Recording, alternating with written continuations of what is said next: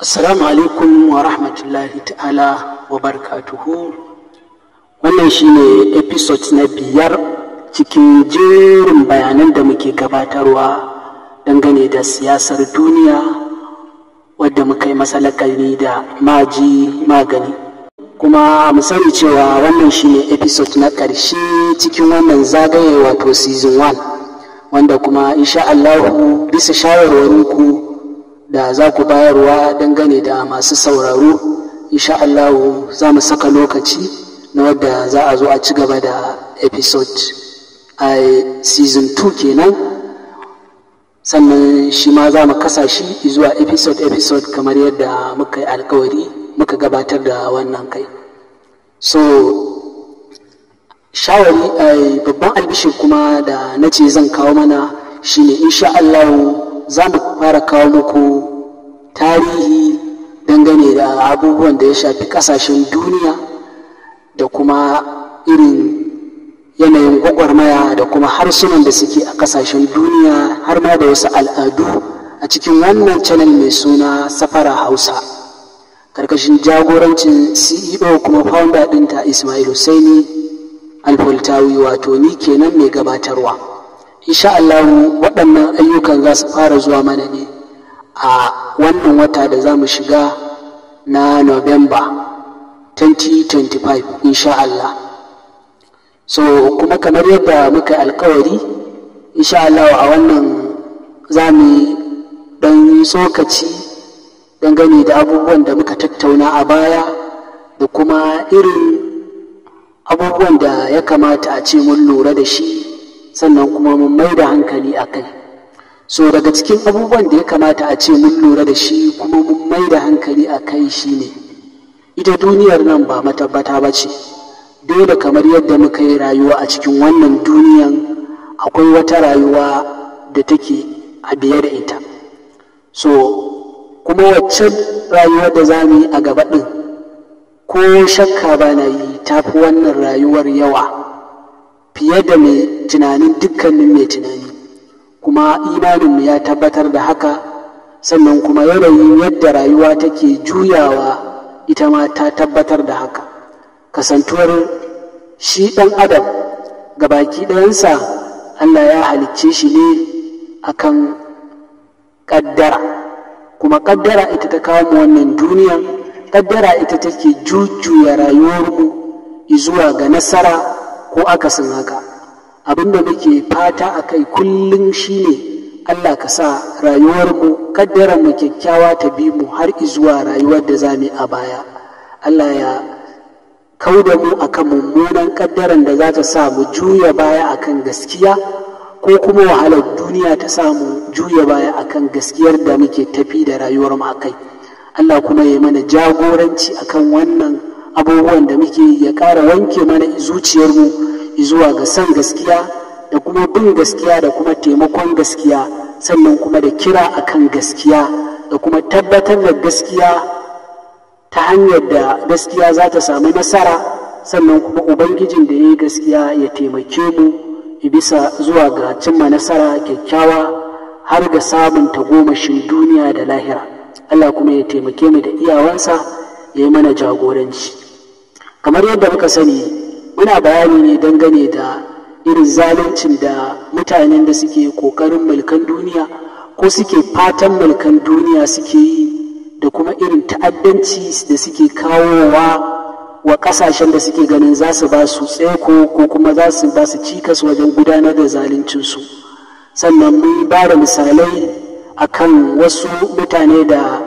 suka yi ƙoƙarin ganin cewa sun haɗa su rikici, ko ƙasashe da suka yi ƙoƙarin ganin sun haɗa su rikici, sannan wanda ya ɓalle daga cikinsu suka haɗu suka yake shi, kuma suka tarwatsa ƙasan zuwa ga yadda suke so. Sannan kuma da irin shigowa da suka yi cikin Afirka suka rarraba ƙasan, sannan kuma suke kwasan arziki a ko'ina da suke so. Sannan da kuma irin bayanin da muka yi dangane da irin mummunar manufansu da kuma halayensu wajen ganin sai sun mai da kowa ya zama bawansu. A wannan fannin ne insha Allah za mu ɗan ƙara bayani a cikin wannan episode ɗin. wato daga cikin ayyukan da waɗannan azzaliman suka ɗauko shi na ganin cewa sai sun mai da kowa ya zama ƙarƙashin mulkin su, suna amfani da waɗansu daga cikinmu, kamar yadda na faɗa ne, suna da wakilai a cikinmu waɗanda suke zuwa suke musu wannan aikin ba tare da sun zo sun saka hannu sun yi da kansu ba. To daga cikin irin waɗanda suke yi musu wannan aikin, waɗanda kuma mu muka ɗauka a matsayin role model ɗinmu ne ko kuma abin koyi ne gare mu, mun bar addininmu, mun bar al'adunmu, mun koma kan waɗannan mutanen, muna ganin kamar abokan rayuwa ne gare mu. Akwai masu shirya fina-finai, wato hukumomin da suke ayyukan fina-finai, ban ce duka ba amma mafi akasarinsu akwai waɗanda suke aiki a ƙarƙashin irin waɗannan, kamar yadda kuma zan kawo wasu cewar wannan shine asalin hoto ko kuma nuni akan abin da yake gaskiyan al'amari na, da kuma irin binciken da na yi akan gaskiyan cewa waɗannan suna ɗaya daga cikin waɗanda suke da hannu a waɗannan abubuwan. Misali, akwai Bollywood, kowa ya san Bollywood kamfanin shirya fina-finai ne wadda ta yi ƙamari a duniya, musamman ƙasar Indiya, wanda a kodayaushe za ka ga suna yin fina-finansu, suna ƙoƙarin ɓata tarbiyyar al'umma na farko kenan, sannan suna nuna cewa addini karan kansa kawai fitina ya kawo duniya, kuma fitina yake son tabbatarwa, ba wai gaskiyan abin da yake rubuce a littafi ba.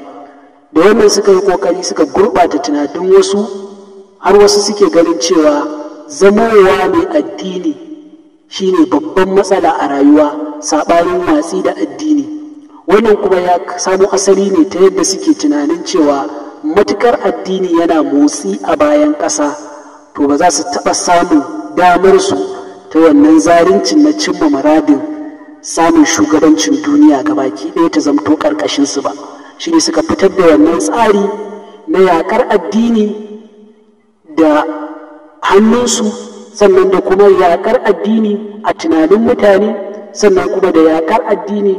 ta hanyar muzanta masu addini, da kuma yaƙar addini ta hanyar amfani da waɗansu waɗanda ba su ma fahimci addinin ba, suna ƙoƙarin sai sun ga sun juyar da addini, sun canza masa haƙiƙaninsa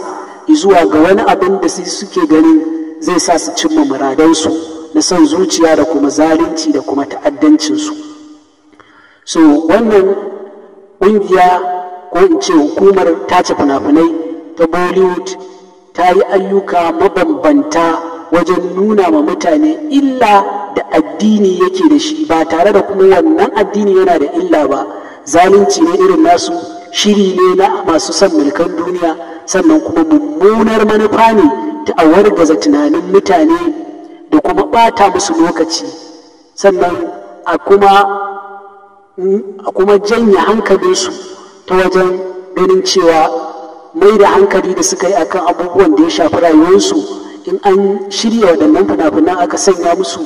to wannan abin zai iya janye hankalinsu ta yadda za su dinga ganin wasu abubuwan da su a ganin su abin sha'awa ne a cikin wannan fina-finan, suna kwaikwayon rayuwarsu da shi ta yadda za su ɓata rayuwarsu akan tunani akan wannan fina-finan, ba tunani akan abubuwan da ya shafi addininsu da kuma makomar da za ta cimma rayuwarsu zuwa gaba ba. Wannan yana ɗaya daga cikin dalilin su na samar da hukumar tace fina-finai a ƙarƙashinsu, da kuma samar da waɗanda za su shirya fina-finai a ƙarƙashinsu domin juya tunanin al'umma, wanda kuma insha Allahu akan wannan za mu rufe episode ɗinmu na 5. Wassalamu alaikum wa rahmatullahi ta'ala wa barakatuhu. Ni mai gabatarwa Ismail Hussein Al-Faltawi nake cewa da mu kasance a season 2 cikin wannan abubuwan da muke gabatarwa da muka yi masa suna da maji magani. Kuma ina mana ƙara mana wani albishir ɗin cewa akwai wani littafi da na ke wallafawa mai suna, wadda ƙaramin rubutu ko dai iya ce takardu kawai, takarda wacce don gabatar da ita, mai suna Diplomasiya Maji Magani. Diplomasiya Maji Magani, wadda insha Allah a cikinta zan ɗan har haɗe mana bayani dangane da waɗannan abubuwan da muka yi a cikin wannan episode ɗin na farko, sannan mu gabatar da shi bisa shawari da kuma nazartan waɗansu. Kuma ba abin gaggawa ba ne,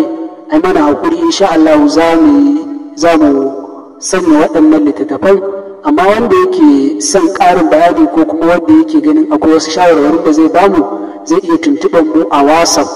WhatsApp